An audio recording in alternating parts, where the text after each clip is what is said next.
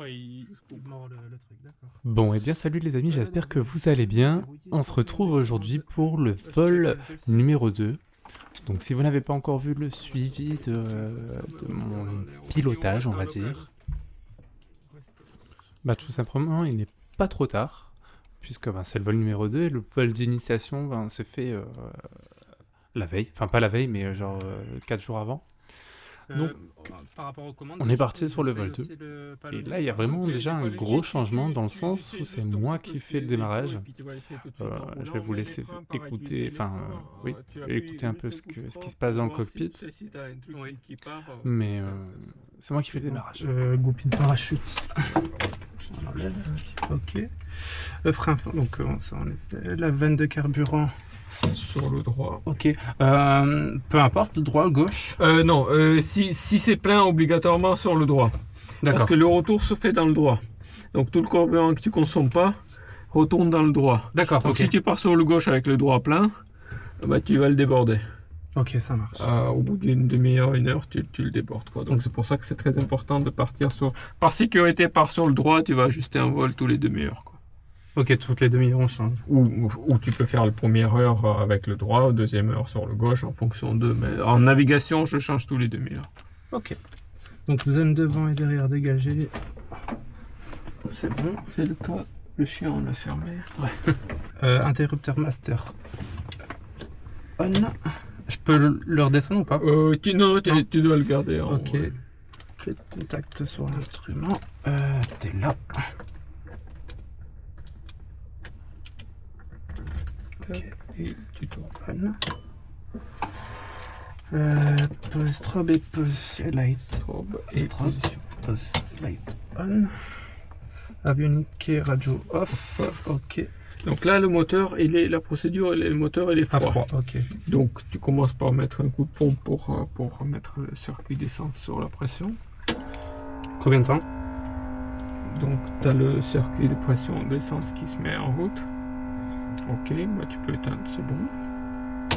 Ok, magnéto 1 et 2 sur off, c'est bon. Et donc là tu tournes le moteur à vide pour mettre en pression le circuit d'huile. Donc starter? Oui, du starter un petit peu.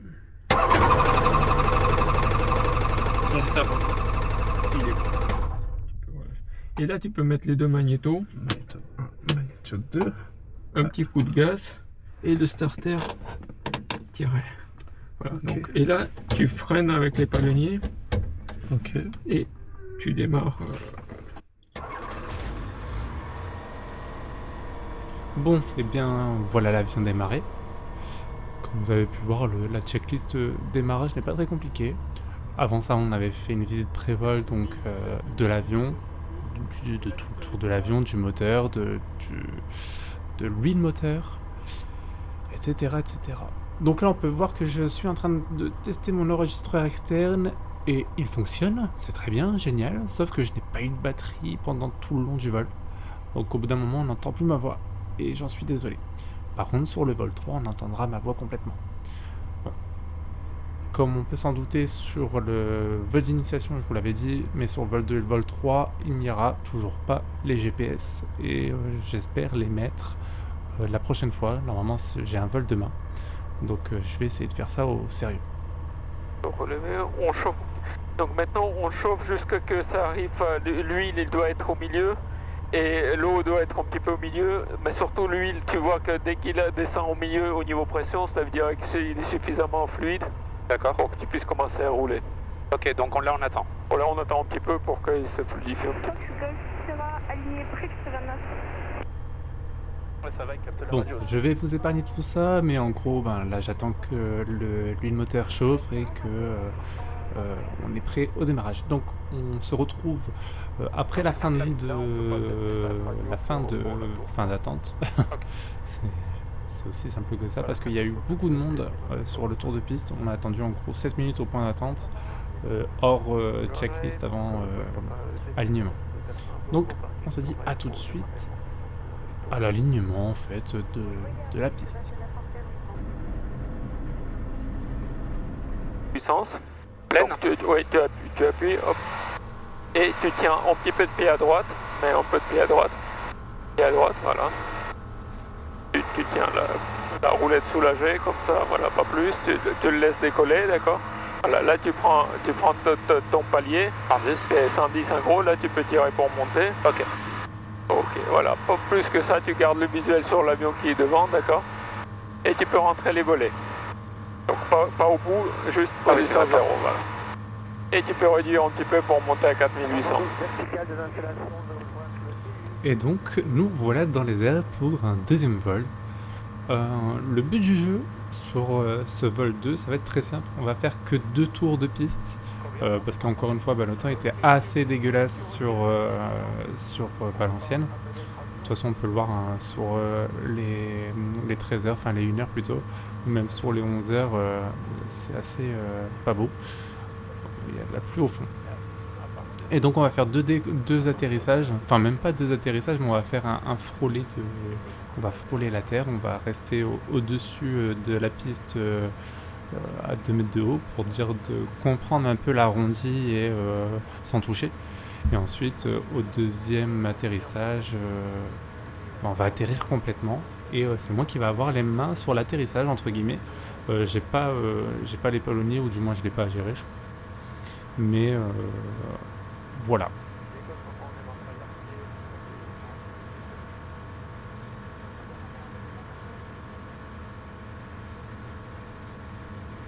Et à savoir également que je n'avais pas la radio entre les mains. Je pense que pour un vol 2 c'est assez pas mal de tout gérer entre la vitesse et l'inclinaison et le palier, etc. etc. Je pense que c'était trop demandé de tout faire d'un coup, quoi.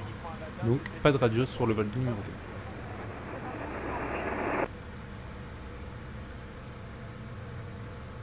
2. Un rappel en finale.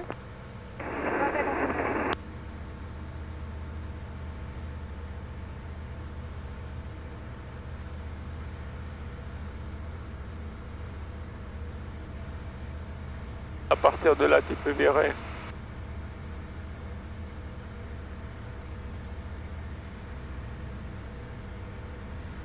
Valenciennes de Fox, Golf Papa, début de l'intérieur, piste 29, point numéro 2. Golf Papa, rappel en fin de vente arrière. Rappel fin de l'intérieur. Ok, j'ai perdu le visuel sur l'autre avion. Moi aussi, je t'avoue, j'ai pas regardé. On va tout droit et on essaie de le trouver visuellement. Ok. Voilà. Donc là, tu vois, 3800 tours. Normalement, tu as toujours l'effort à cabrer un peu. Donc, utilise le trim pour essayer d'annuler cet effort-là. Là, ça m'a l'air d'être pas mal. Faire un peu, non? Peut-être. J'ai pas la main, donc tu regardes. Voilà.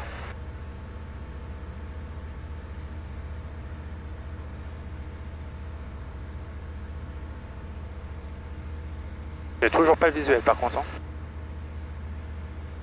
On verra, attends. Par contre, que je sois à 1100, c'est pas grave. Hein? Que je sois à 1100 pieds. 1100, ça va, autour de 1200. Voilà. Visuel. Voilà. En finale. Fox Golf uniforme, vent 230 degrés 9 nœuds, rappel en vente arrière. Je rappelle en vente arrière pour le Golf uniforme. Donc tu le suis derrière lui. Rajoute un petit peu de tour et surtout par contre le plus important c'est ta vitesse. Tu dois garder autour de 110, donc si tu perds un peu trop de vitesse, tu pousses sur le manche tout de suite pour récupérer. Voilà. Ok. Début de vente arrière, main gauche 29 pour un complet. Reçu Alpha Tango, rappel en fin de vente arrière. Appel en fin de vente arrière, Alpha Tango. Donc l'autre avion il est où? Je le vois plus. Tu le vois maintenant ou pas? Non.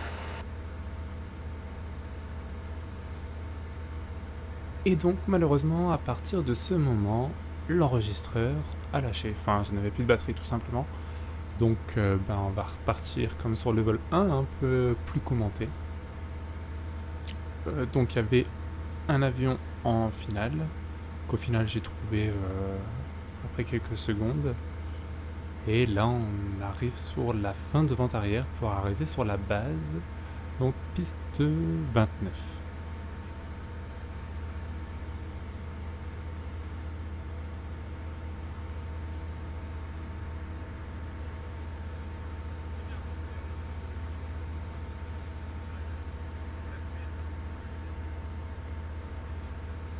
Donc c'est parti, on arrive sur la base. Et là, on commence à baisser les gaz et puis arriver sur une assiette de -2, -300. Et d'avoir une vitesse constante. C'est ça que j'ai eu, j'ai eu un peu de mal sur ce niveau-là au début de comprendre que c'était axe, assiette, vitesse. Donc du moment où tu gardes une assiette assez stable, ta vitesse va être assez stable. Et au début, je jouais un peu trop sur l'assiette. Et du coup, forcément, ma vitesse n'était pas stable. Mais je pense qu'en vrai, pour un vol 2 et une approche jusqu'au toucher, du moins pas sur le premier tour de piste, mais sur le deuxième, je me débrouille plutôt pas trop mal. Là, c'était pas mal. Et ma vitesse, pareil. Là, je suis à 110, à ce que je vois. Je suis également à 900 pieds. Si ça vous intéresse de savoir un peu un tableau de bord, comment ça fonctionne sur un avion, n'hésitez pas, je pourrais éventuellement vous expliquer un peu comment ça fonctionne. C'est pas très très dur, mais bon, pour ceux qui connaissent pas comment ça fonctionne, je pense que ça peut être sympa.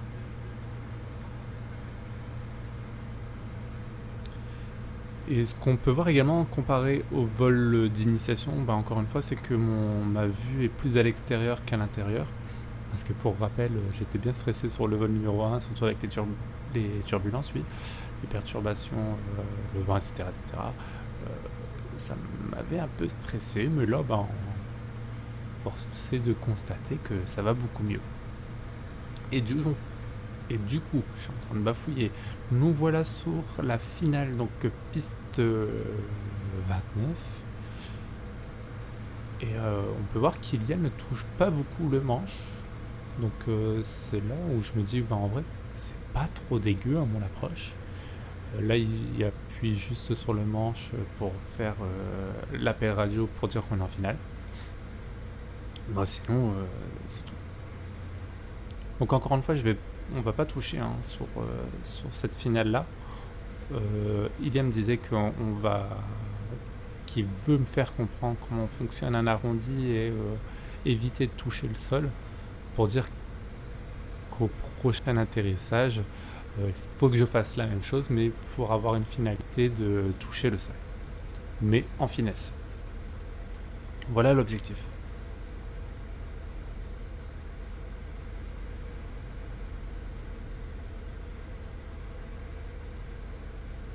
Bon, là on voit qu'il touche un peu plus le manche que d'habitude, mais bon, après c'est normal. Donc là il reprend les gaz et même pas le manche. Le manche il m'a dit de reprendre, au contraire. Mais pour vous expliquer que oui, le but du jeu était de rester au-dessus de la piste et ne pas la toucher. Là on voit clairement que c'est un peu plus lui qui va gérer ça. Parce que à vrai dire, j'avais pas trop compris l'exercice. Mais force est de constater qu'en milieu de piste, j'ai un peu compris, j'ai un peu regéré l'assiette et puis la manette des gaz. Et on est reparti du coup pour le deuxième tour de piste.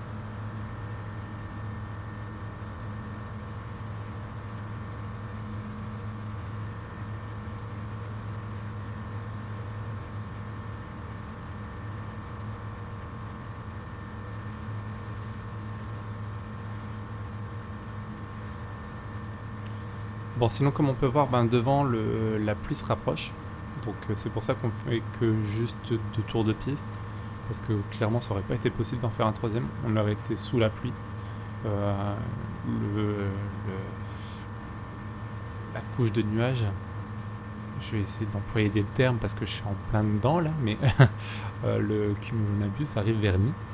Et donc, ça va tomber. Ça tombe déjà devant nous. Mais ça se rapproche gentiment.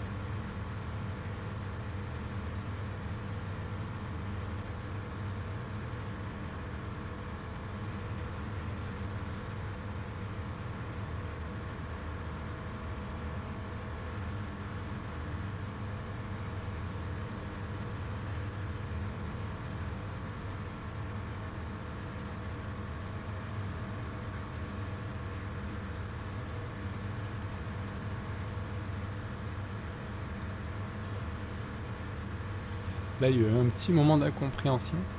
En gros, Iliam me disait de réduire les RPM à 3800. J'étais à 4800 et je sais pas, en gros, mon cerveau il a bugué. Là, ça se terminait par 800 RPM, donc ça m'allait très bien. Et en fait, maintenant, il fallait réduire à 3008. C'est pour ça que il y a une petite incompréhension. C'est dommage que j'ai pas la radio, mais c'était un peu lunaire. Il me disait 4008, je disais rien, et puis heureusement, il a pas. Comment dire, il s'est pas énervé, quoi. C'est moi, au bout d'un moment, j'ai compris de baisser. Voilà, du coup, là, nous voilà, wow, ça veut rien dire. Nous voilà en vente arrière, donc toujours pour la piste 29. On peut voir que là, au contraire, devant nous, ben, c'est assez dégagé. On a des Stratus. J'essaye d'employer des termes d'aviation. J'ai l'impression de dire des bêtises, mais en vrai, ça va. Enfin, là, pour tout vous dire, je suis sur le module 2, donc la météorologie. Je vous avoue, c'est vraiment ça qui me fait le plus peur dans le brevet de l'ULM, c'est vraiment comment dire, le théorique. Bon, pour l'instant, là, c'est vrai qu'il y avait eu ce petit vent là, j'ai oublié. Ça fait partie des aléas, on va dire. Une petite rafale. Bon, le tout n'est pas de contrer brusquement, mais de l'accompagner pour revenir sur un plan neutre. Et du coup, voilà. Donc oui, c'est ce que je vous disais. C'est plus le théorique qui me fait un peu peur. Mais en vrai, Elia me disait qu'il n'y avait pas de bill à se faire et que, en plus, que je suis déjà dessus. Lui, il me disait de commencer un mois avant le QCM, le brevet, quoi. Enfin, oui, QCM. Il fallait se pencher dessus un mois avant et je suis déjà dessus. Ça fait déjà passer un mois que je suis dessus, à vrai dire. Mais bon, je préfère prendre mon temps et comprendre tout correctement que répondre au questionnaire que j'ai appris par cœur. Parce que je sais pas si c'est les mêmes questions. Dans quel cas, si c'est pas les mêmes questions, vaut mieux que je comprenne un peu le théorique. Puis après, si c'est les mêmes questions, on dira que tant mieux pour moi. Mais bon, 60 questions, 1h30, il me semble qu'il faut 45 bonnes réponses, si je dis pas de bêtises. Ça me fait un peu peur. Surtout, oui, le plan mécanique. Enfin, maintenant, je commence à comprendre un peu plus, mais c'est un peu dur de rentrer dans la tête. Le nuage en soi, bon, j'espère que j'ai pas dit de bêtises dans la vidéo, vous me le direz si j'en ai dit.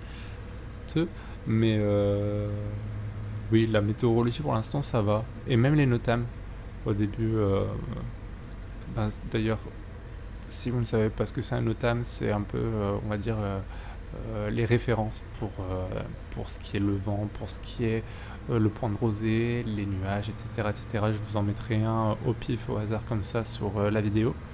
Mais au début, je me suis dit, waouh, ça va être compliqué, mais en vrai, une fois que tu as compris un peu tout le déroulé, c'est assez simple. Et donc, on peut voir que sur le côté, les nuages arrivent fortement sur la piste. Donc, pour exemple, on a un beau cumulus qui est devant nous, suivi de stratus sur la droite, si je dis pas de bêtises. Je pense que c'est ça. Après, il y a différents paliers, ça j'ai un peu de mal. Les nanocumulus, enfin les stratocumulus et j'en passe. Faudrait que je revoie dessus, j'ai un peu mis de côté ces noms-là. Mais bref, nous voilà donc sur la finale piste 29 avec un temps assez merdique juste en face. Et donc voilà, il y a qui annonce la finale. Et puis là je gère le taux de descente. Je dois être à moins 500, là on est à 600 pieds. Non, ou 500 pieds, je sais plus trop. Non, 500 pieds, c'est ça. Et il me semble pas que j'ai dévolé, je vous avoue, j'ai pas regardé. Bon, quelqu'un en vrai, sur une piste comme ça change pas grand chose. Et pour souvenir, c'est toujours mon premier atterrissage, hein, donc je trouve que mon plan est assez propre.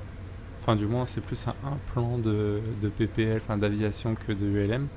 ULM, on va avoir plus tendance à piquer du nez.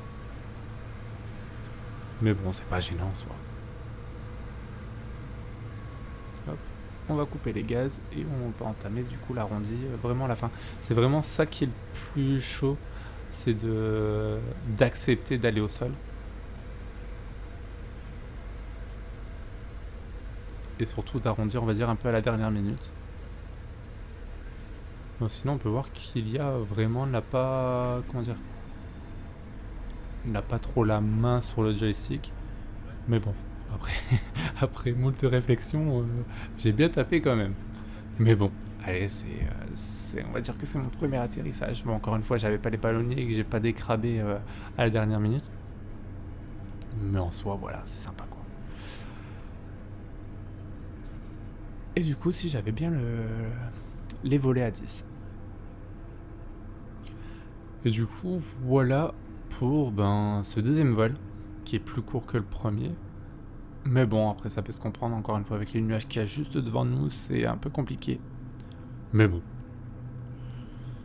Donc voilà pour le vol numéro 2.